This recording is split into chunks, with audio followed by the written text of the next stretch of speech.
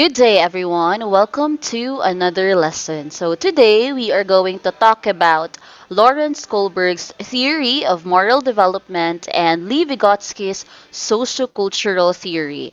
Now, first, let's talk about Lawrence Kohlberg's theory of moral development. Individuals, when confronted by situations where they need to make moral decisions, exercise their own ability to use moral reasoning. Lawrence Kohlberg was interested in studying the development of moral reasoning. He based his theory on the findings of Piaget in studying cognitive development. Our ability to choose right from wrong is tied within our ability to understand and reason logically. There are three levels of moral development. We have first the pre-conventional level. Moral reasoning is based on the consequence or result of the act, not on whether the act itself is good or bad. Our second level is conventional level.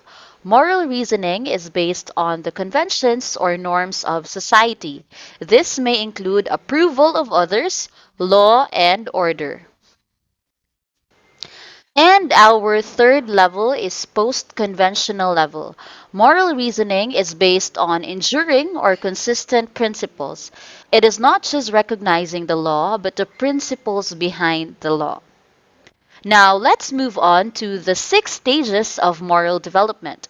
First, we have punishment or obedience. Stage 2 is mutual benefit.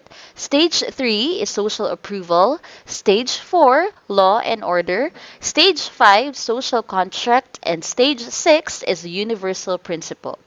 Now, before we dig into the explanation of each stages, let's go back to your activity in your Moodle about Ryan and his brother Nick. Ryan, 17, has been saving up money to buy a ticket for this concert by a rock band. His parents have discouraged him from going as the concert will be a rowdy crowd. The band is notorious for having an out of control audience who somehow manages to get drunk and stoned during the concert. Ryan agreed not to watch anymore. But the day before the concert, Nick, 15-year-old brother of Ryan, saw a corner of what appeared to be a concert ticket showing in the pocket of Ryan's bag. Nick examined it and confirmed it was indeed a ticket. Looking at Ryan's bag, Nick also found an extra shirt and 2 sticks of marijuana, so he figures Ryan will get to the concert after all.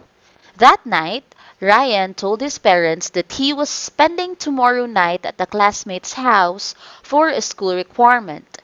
Then later that evening, he told Nick of his plan to go to the concert. Nick didn't say anything, but he found it difficult to sleep at night, thinking whether to tell their parents or not. Now the question is, if you were Nick, what would you do? Let's proceed to stage 1, punishment or obedience.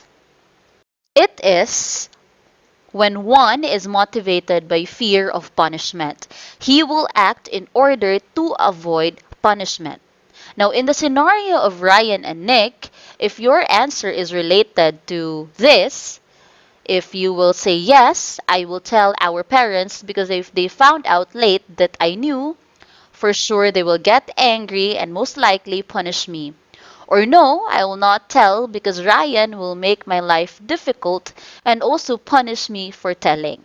Then, your moral reasoning is under stage 1, punishment or obedience. Again, you will do an act in order to avoid punishment.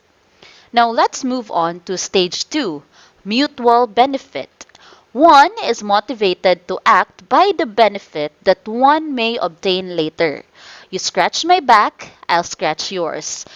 Meaning, class, you are going to do a thing because you're asking for a reward or you are expecting to have something in return.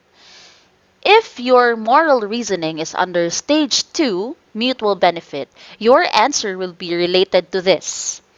Yes, I will tell my parents because they will reward me for it.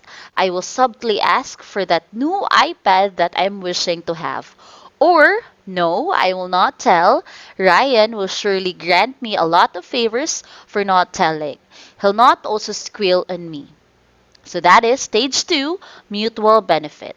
Now, let's move on to stage 3, social approval.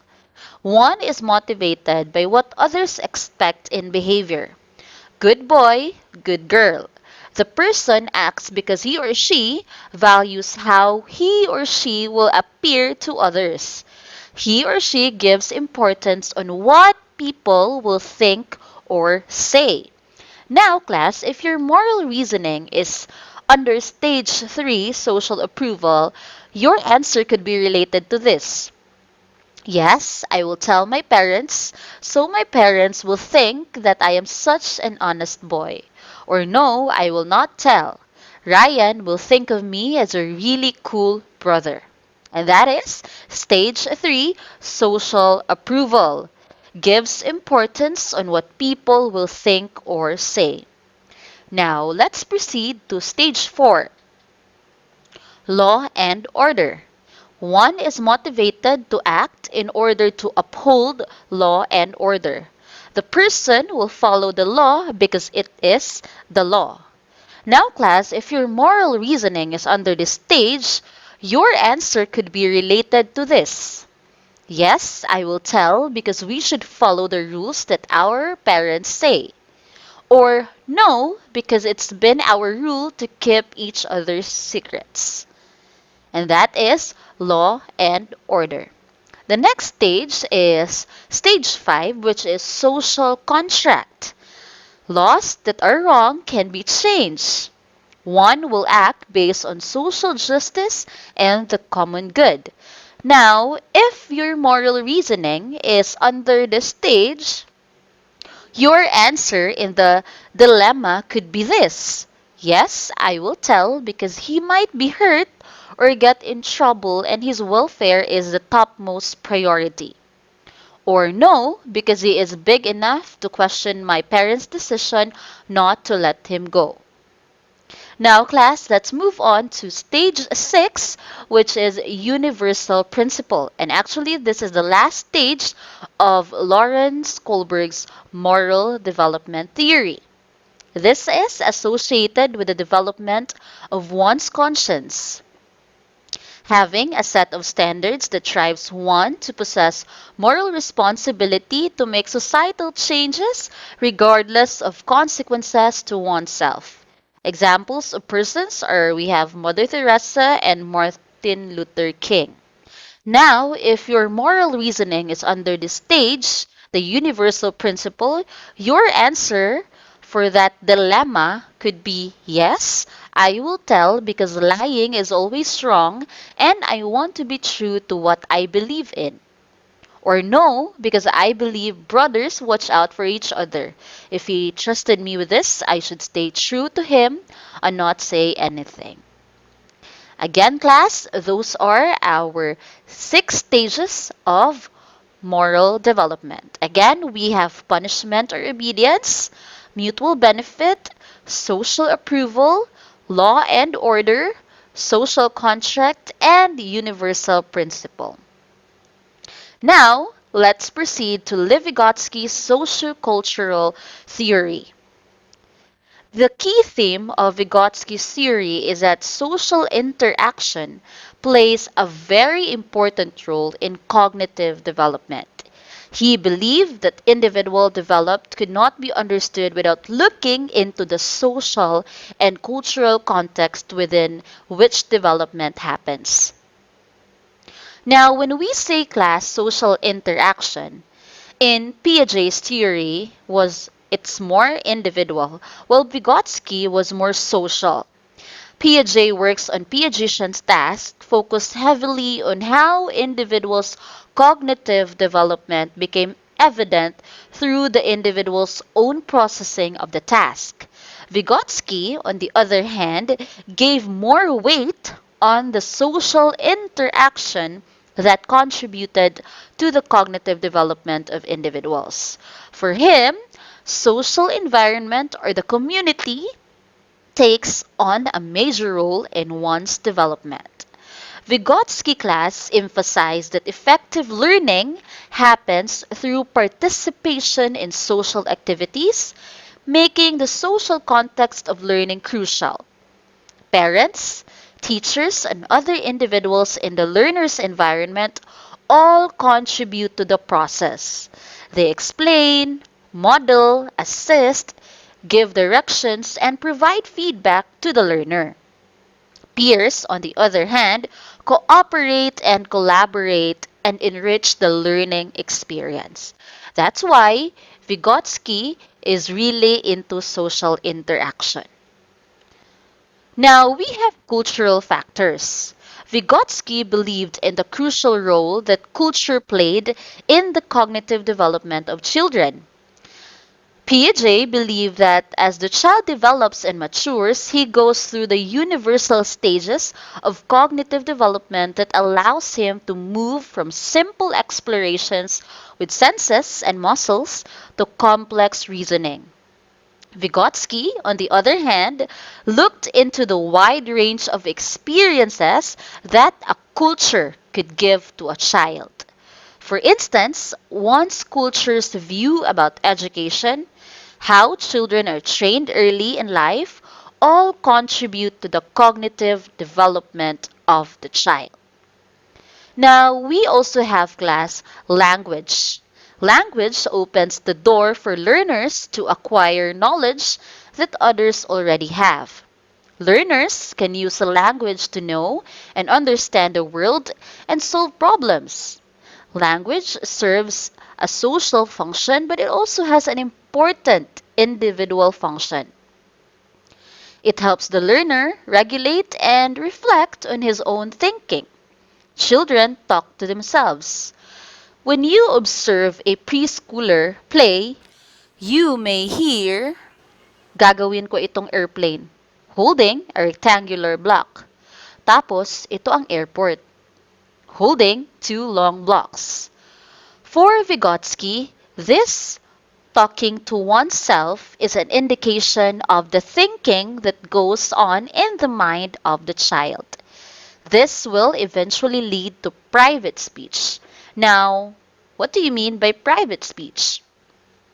Private speech class is a form of self-talk that guides the child's thinking and action. Vygotsky class believed in the essential role of activities in learning.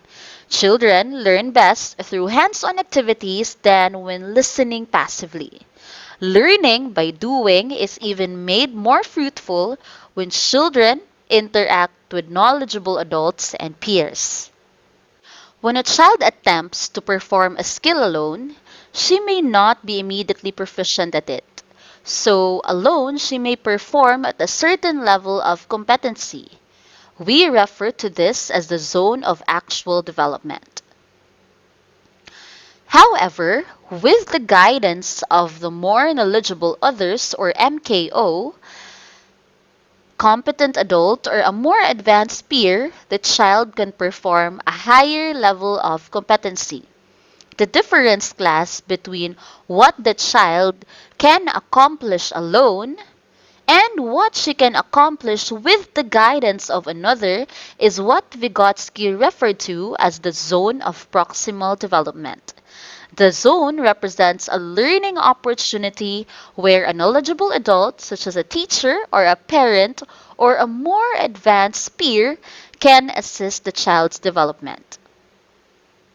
This support or assistance that let the child accomplish a task he cannot accomplish independently is called scaffolding.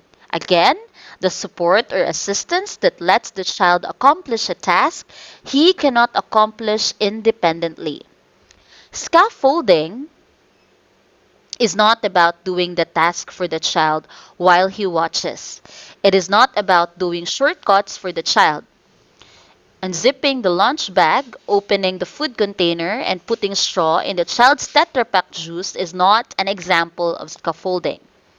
Scaffolding should involve the judicious assistance given by the adult or peer so that the child can move from the zone of actual to the zone of proximal development.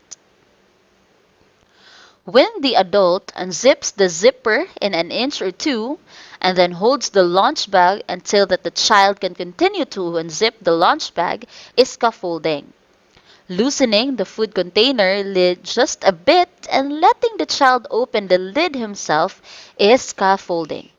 Leading the straw to the hole and letting the child put the straw through the Tetra Pak hole is called scaffolding. The examples given shows how a right amount of assistance can allow the child to accomplish the task.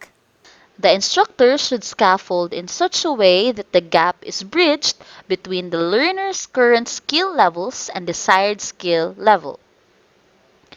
As the learners become more proficient, able to complete tasks on their own that they could not initially do without assistance, the guidance can be withdrawn. This is what you call scaffold and fade away technique.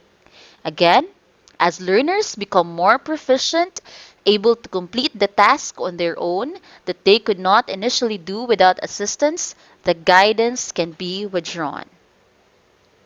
Scaffolding, when done appropriately, can make a learner confident and eventually he can accomplish the task without any need for assistance.